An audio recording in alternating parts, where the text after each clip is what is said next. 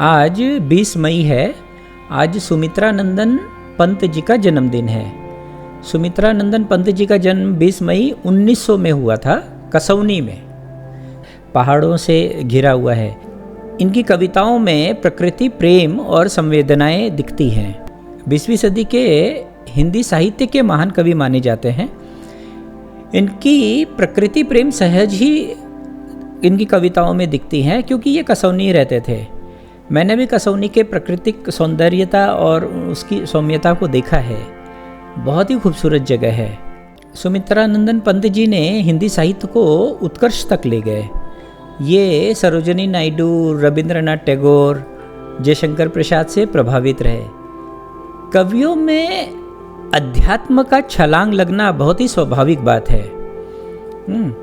तो ये अध्यात्म के जो लोग जुड़े हुए थे, जैसे कार्ल मार्क्स हैं, महात्मा गांधी हैं और अरविंदो हैं। अरविंदो के समय में ये अरविंद आश्रम जाते थे, वहीं रहते थे। इनको भगवान श्री रजनीश पढ़ना बहुत अच्छा लगता था, तो ये ओशो की किताबें पढ़ते थे और ओशो से मिलने गए थे। एक बार उनकी मुलाकात ओशो से हुई और वो जो मुलाकात है वो बहुत ही स्मरणीय है। हुआ यूँ कि इन्होंने पूछा ओशो से, भारत के धर्म आकाश में वो 12 कौन से सितारे हैं जिसको आप कहना चाहेंगे? आप किसको मानते हैं वो 12 सितारे? तो ओशो ने इनको एक सूची दी 12 लोगों की।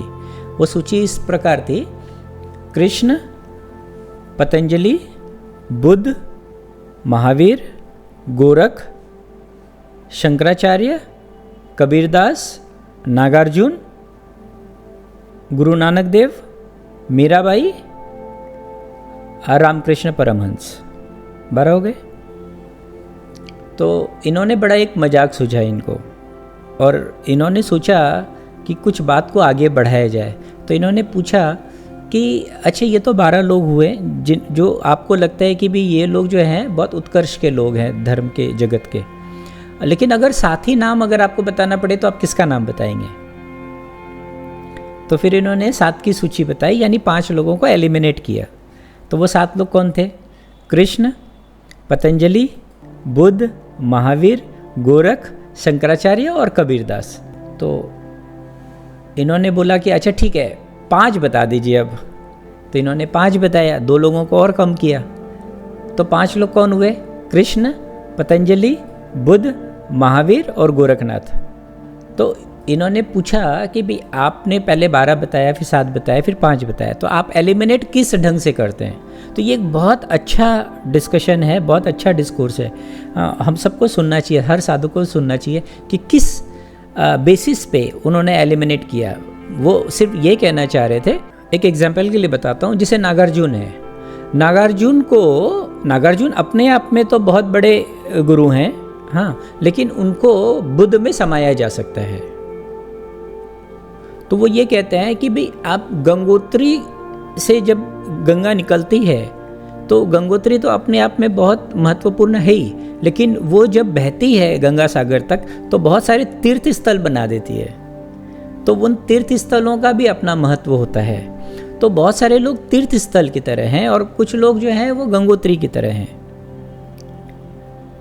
तो फिर उन्होंने पूछा कि अच्छा ठीक है, अगर 4 अगर बताना हो तो आप किसको बताएंगे? तो उन्होंने 5 से 4 किया। तो कृष्ण, पतंजलि, बुद्ध और गोरख का नाम लिया। तो उन्होंने कहा कि आपने महावीर को छोड़ दिया और गोरख को ले लिया।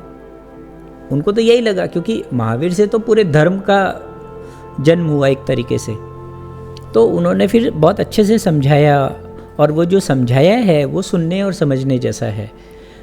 वो कहते हैं कि महावीर जो हैं उनके पीछे तो 23 तीर्थंकर और हुए थे। महावीर तो 24वें तीर्थंकर थे।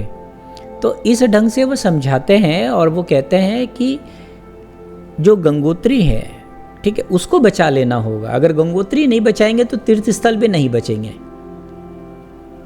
ठीक है।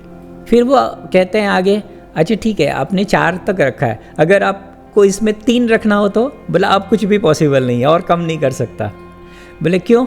बोले कि क्योंकि जैसे अभी तक तो क्या है कि मैंने आभूषण उतारे एक ढंग से, हाँ, लेकिन किसी शरीर का हम अंग भंग नहीं कर सकते हैं। तो ये जो 4 लोग हैं, ये 4 लोग अंग हैं अपने आप में, इनका भंग नहीं हो सकता है। तो ये बहुत ही सुंदर डिस्कोर्स है। ओशो की एक किताब है, उसमें आपको पढ़ने को मिल जाएगा, मरो है जोगी मरो। गोरखनाथ पे जब कहते हैं ओशो, मेरे ख्याल से पहले ही चैप्टर का पहला ही प्रवचन है, इसमें आपको विस्तार में ये सुनने को मिलेगा। तो ओशो की बात सुनकर सुमित्रानंदन पंत जो है वो धन्य हो गए और उनके जीवन में अंतर्दृष्टि उनको मिली। इसके बाद सुमित्रानंदन पंत वही व्यक्ति नहीं रहे। सुमित्रानंदन पंत जो हैं हमेशा के लिए ओशो के कृतज्ञ रहे।